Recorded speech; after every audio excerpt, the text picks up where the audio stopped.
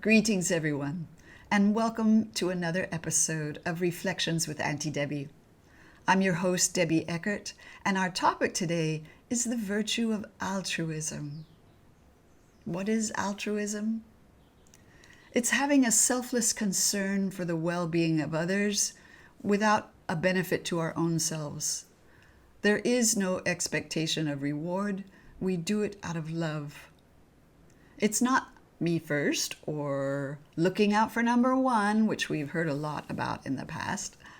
It is preferring others before yourself. For example, simple acts of altruism could be giving up your seat for an elder when you're in a waiting room or on a bus. It could be donating to a charity that you believe in. It could be volunteering to be a mentor. All of these are wonderful examples of altruism if the motive is pure, and if you're not doing it just to look good in front of other people's or to pad your resume. Scientists have been studying the virtue of altruism. Lots of reasons, but main one because it seems to fly in the face of the way people misunderstand Darwinism as saying survival of the fittest. Throughout these studies, they've come to a variety of conclusions, but the most important one is because altruism and cooperation have led to our successful evolution. It's part of our genetic makeup, it turns out. So in a sense, we are hardwired to be altruistic. Isn't that great? Sometimes we forget it in the wash of materialism that we're surrounded by, which focuses on selfish interests.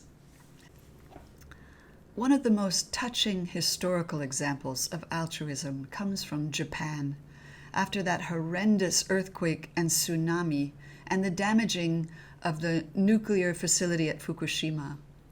200 Japanese pensioners volunteered to be the ones to go in and face that radiation poisoning and contain the facility and stop the leakage of radioactivity.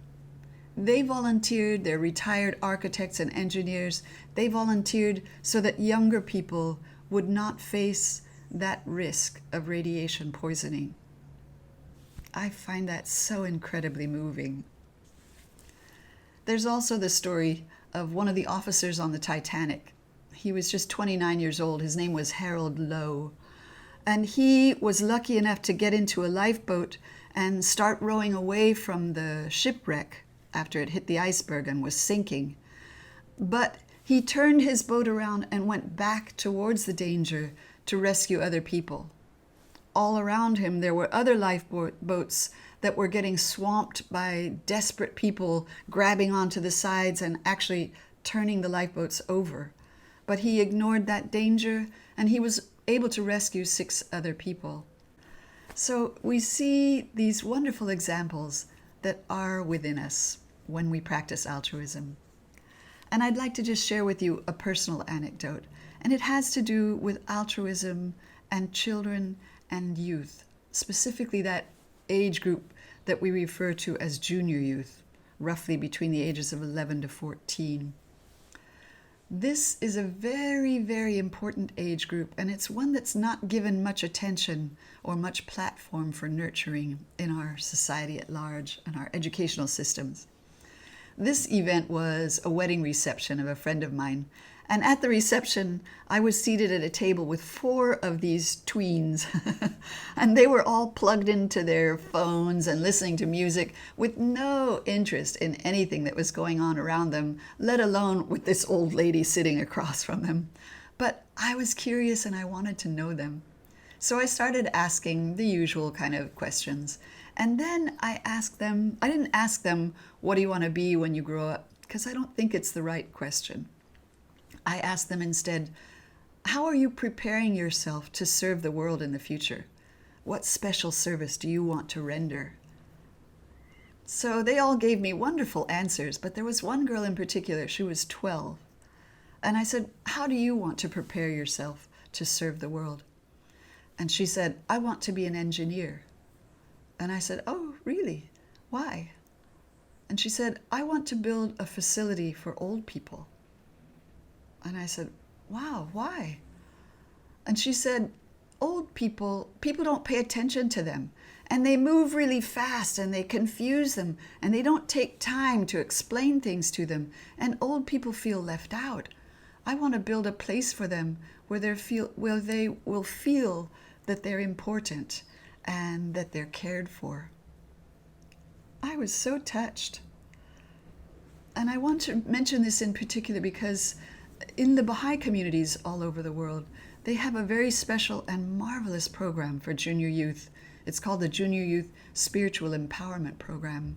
And it is geared to this age group to nurture those qualities that are inherent in them, but that need drawing out and supporting. So if this is something that interests you, you may want to check out if there are Baha'i communities near you that are offering this program, and you might want to find out more about it.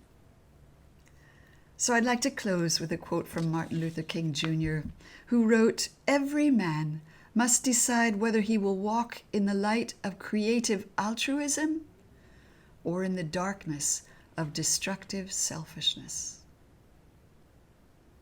That's a lot to think about. How will you practice altruism today and every day?